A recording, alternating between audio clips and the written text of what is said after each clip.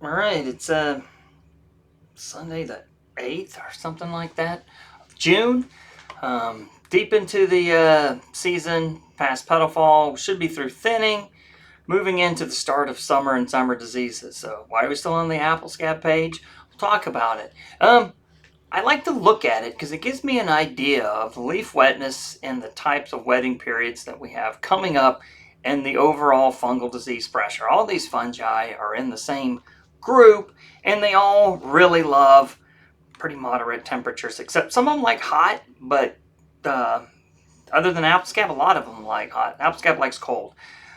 Cold is in like 55, 60 type weather, but as you can still see, we're having a lot of pretty cool average temperatures, means scab is still in the game. Scab won't get burnt out until about a couple of days of greater than 85 averages, if you will, and then that's what'll kill it. But what I'm seeing right now for Riverhead is a lot of leaf wetness coming up and a pretty big period of about 4 or 5 days where you just have a break today, and spray like I did.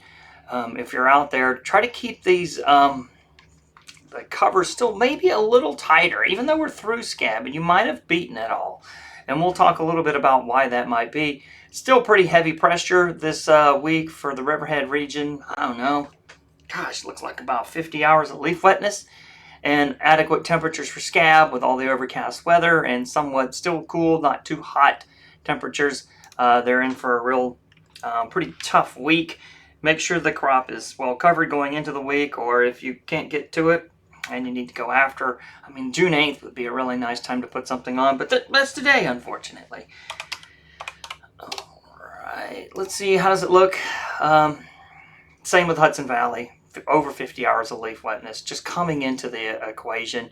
Temperatures right in the 60s. Scab could be intense, and we may not be getting it all. We might have cleaned it up entirely, but if you're going to do a summer cover, I think I would do it now. Do we have a summer disease model? Yeah, but for different aspects, I like this one a little bit better. I'm not really looking at the infection events. I'm looking at this big blob of wet weather and those nice temperatures that are favoring both things like apple scab and other diseases as well. So it's a pretty tough week. If you're able to get in today, do it. If not, maybe come back with something fancier on the 11th. Now, if you just sprayed on the 5th, you're probably fine for going into this nasty period. Let's see if Voorheesville is any different. Let's see what they're going to put up. The nice thing about this model is even though the ascospores are gone, we still have to worry about conidia, and they're fairly similar. Just a nasty bunch of leaf wetness in the Voorheesville Capital District as well.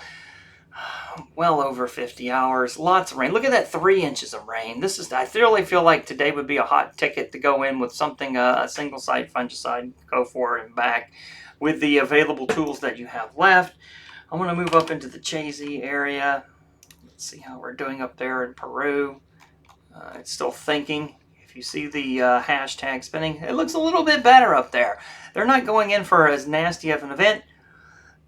Just considerably less leaf wetness hours, maybe 25 most, without a lot of rain. So I think if you're in Chazy, you're good. Let's see about Peru. Let's see how that's looking. Peru, are they getting more rain, less rain? We're going to find out. And the answer is a little worse, approaching more like 25, 30. Still, today and tomorrow, they could probably get something in and protect, because the rest of the week after the 10th is looking pretty clear for just about everybody. We just have to get through the start of the week with no last-minute bits of apple scab or any of the other summer diseases or the infamous apple blotch Marsanina that would be coming in right now. So let's go into the middle of the state and look at my area. Close that console up.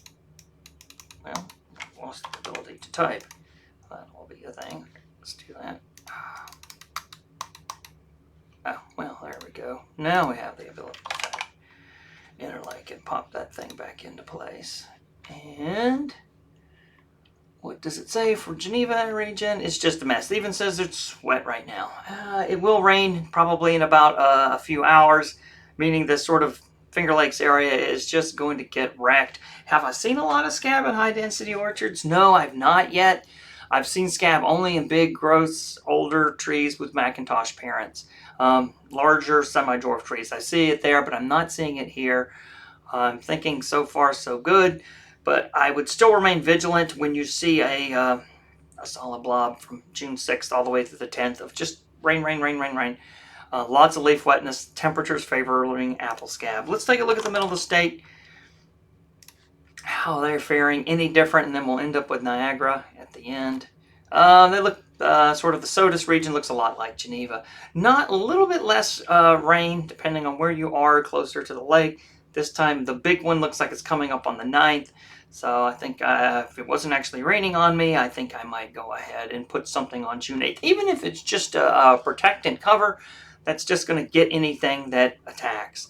And in this instance, germinating spores or whatever from any number of pathogens. And then let's go to Niagara. It doesn't seem like we're getting a break from it. I'll just go Appleton.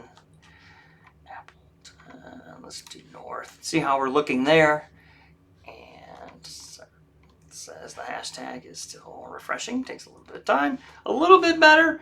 Going into just a fifth of a rain. I think if you had protection on over the weekend, you might be able to weather this in the Niagara region. It's not as sort of rain is spotty everywhere, but they aren't seeing the types of devastation that we're seeing in the other parts of the state in terms of 5 or 6 days with lots of leaf wetness.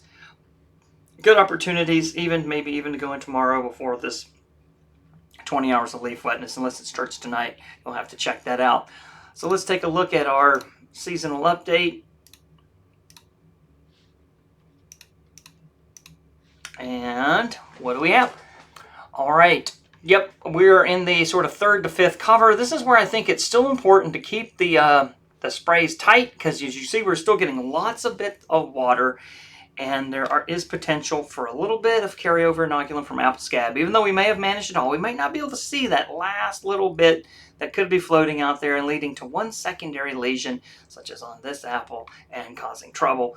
We're sort of we're past the stage of rust. Mildew is still going to be really a hot ticket, and if we have days with extended leaf wetting, the relative humidity could be pretty high and continue to drive mildew up. All the more reason to get those single-site fungicides in there. And these are the only things that are really going to be taking out your apple blotch, that little ink spot on the leaves that can defoliate early, or that powdery mildew, which looks like white powdered sugar on your terminals.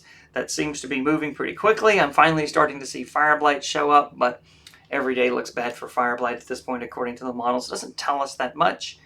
In the case of biologicals, many places I would try to avoid them this week, particularly east of Niagara or SOTUS. But if you were in the other areas in Niagara, SOTUS, you could probably pick one up and do yourself some good. If you're stuck only with biologicals and biopesticides or organic materials, pick the best one. And as we're looking at today, it looks like we're having about 5 inches, 5 days of rain. Some places over 1.5 inches of rain. And we need to be worried about apple blotch. We need to be worried about a little bit of carryover of apple scab. And we're still in that 3rd to 5th cover. This is the ideal time for keeping this suppressed. Once we get to about 5th cover, and we'll talk about that in a bit, it seems like we have it all under control until we start to get close to harvest, and then you can slack back a little bit. These timings seem to be the strongest and most important for the apple blotch pathogen. Now, if you have less than 5 days, or maybe an easy one, just put on your Cap 10 and Phos acid. You're into the summer now. You should be out of thinning. This combination can be a little challenging if fruit are still in developing. So if not, maybe you can always leave the Phos acid out. This is kind of oily. The Phos acid is, and the Cap 10 can be exacerbated by oil. Or you could just go with one of the stronger or a biopesticide. On the really light days, like in the Niagara region, I would recommend a liquid one just to make sure it all gets on there. Some of the Oso or the Howler are powders and are a little more challenging to do, but they have a nice punch as well, and I tend to recommend them. Again, if you see apple scab infections, like we are starting to see in our bigger orchards, so these pictures here are sort of illustrating apples that are about 20, 25, maybe 18 to 25, 30 millimeters, and they have some pretty advanced lesions. I'm not seeing this type of stuff yet. However, if you do see apple scab lesions, the double burning combo, the Maravon and Luna Sensation, might be worthwhile using one of these up now. They have group 7 and 11 in it. They both stop fungal respiration and should keep those spores from these lesions from sporulating and spores from germinating. the peroxides and the carbonate biopesticides like Millstop or Oxidate 5.0 for your peroxide, a biopesticide can sort of burn these lesions out as well, and they're allowed for organic, and you can keep the pressure up on burning out lesions. And speaking of burning out lesions, this is one of the things I've often wondered about. We usually sort of tied back on scab once the ascospores have stopped ejecting, such as in this beautiful picture of the pseudothecium with its ascus, and ascospores are flying, and then these are infecting the cluster leaves. And if you don't see a lot of cluster leaf scab, you're probably all right. However, there could be one or two cryptic lesions, and if you'll notice in some of the drawings, I start drawing early season scab lesions on small fruit that are about 20 to 30 millimeters, and they can actually have somewhat advanced lesions. And this is where the secondary inoculum comes in.